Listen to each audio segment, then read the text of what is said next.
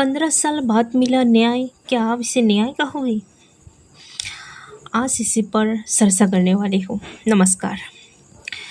अब ज़रा सोचिए कि आपके पास एक छोटा सा घर है। उसी घर में आपके बच्चे के सपने हैं, माता पिता है आपके, उसकी यादें हैं, आपकी पूरी ज़िंदगी की कमाई जो है लगी हुई है उसी घर में।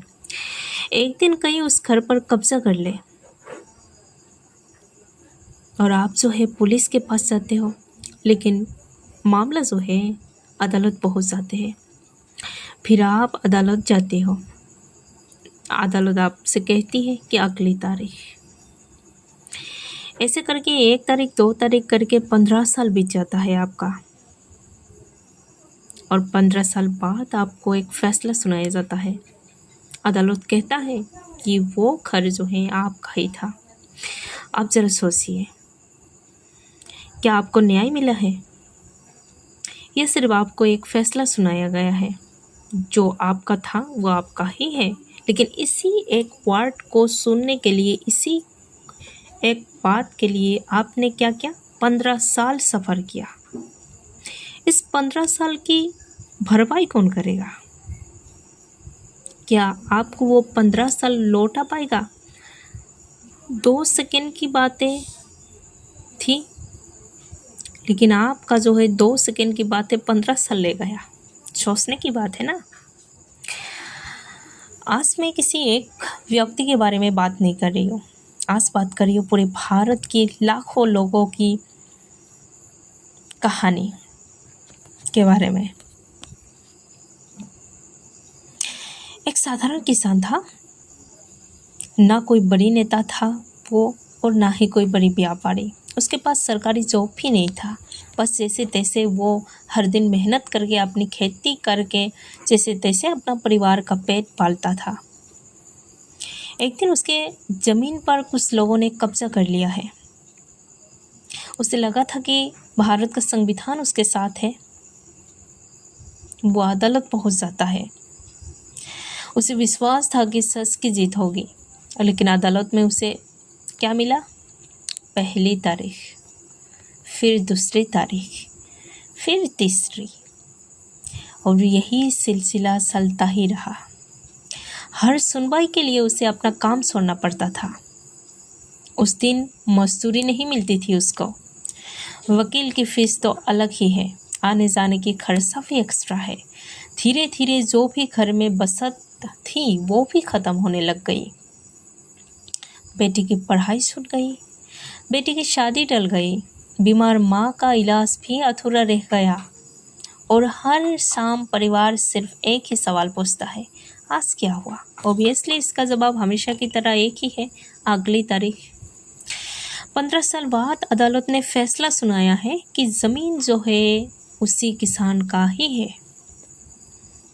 कानून तो जीत गया, लेकिन क्या उस किसान की ज़िंदगी भी जीत गई? क्या वो किसान जीत गया जो उसकी ज़िंदगी की 15 साल चले गई? क्या वो वापस आ सकता है, वापस लौटा सकता है? जो बच्चे पढ़ नहीं पाया, क्या उसका बचपन लौटा सकते हैं? क्या बचपन लौट आया? नहीं ना। जो माँ अपने बेटे को न्याय मिलते हुए नहीं देख पाई, क्या उसे न्याय मिला?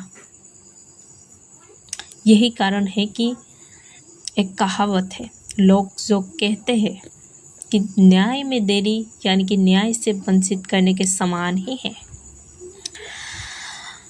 अब ज़रा भारत की सच्चाई को देखिए।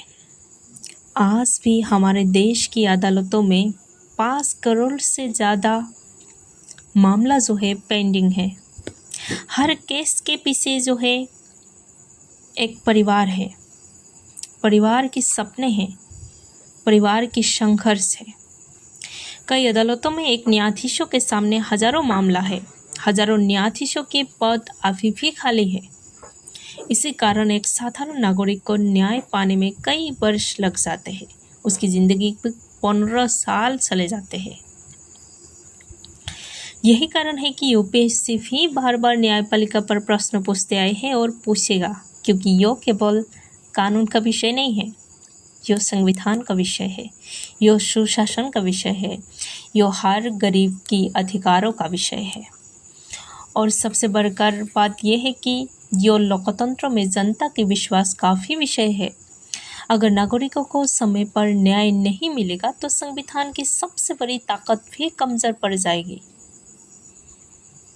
तो इसका समाधान क्या हो सकता है? न्यायपालिका की आलोचना से तो समाधान नहीं प्राप्त किया जा सकता है, तो इसमें सुधार की आवश्यकता है। न्यायाधीशों की खाली पद को जल्दी भरना होगा।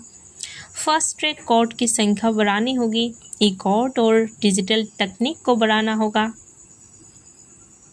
सरकार काफ़ी आवश्यक मुकदमे को कम करनी होगी।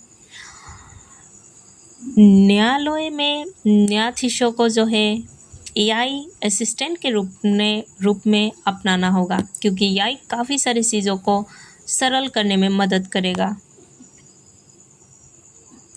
याद रखिए, अदालत में केवल केस ही पेंडिंग नहीं होती, बल्कि किसान की ज़मीन पेंडिंग होती है, किसी बेटी की पढ़ाई पेंडिंग होती है, किसी माँ का इलाज भी पेंडिंग होती है, किसी परिवार की उम्मीद भी पेंडिंग होती है। और जब उम्मीद बरसों तक अदालत की फाइलों में पेंडिंग यानी कि बंद हो जाए तो फिर क्या ही बात हो सकती है। केवल एक किसान ही या फिर एक व्यक्ति नहीं हारता है, बल्कि हारता है लोकतंत्र का विश्वास।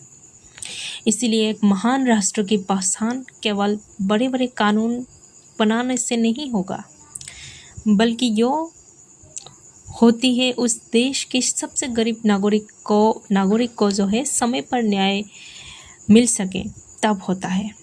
यही भारतीय संविधान का सपना है और यही भारतीय संविधान का मूल्य है। अगर आपको लगता है कि न्याय सिर्फ मामला मिलना नहीं सही है, बल्कि समय पर भी मिलना ज़रूरी है, तो इस वीडियो को शेयर कीजिए, क्योंकि एक जागरूक नागरिक ही एक मजबूत लोकतंत्र की सबसे बड़ी ताकत होता है। नमस्कार।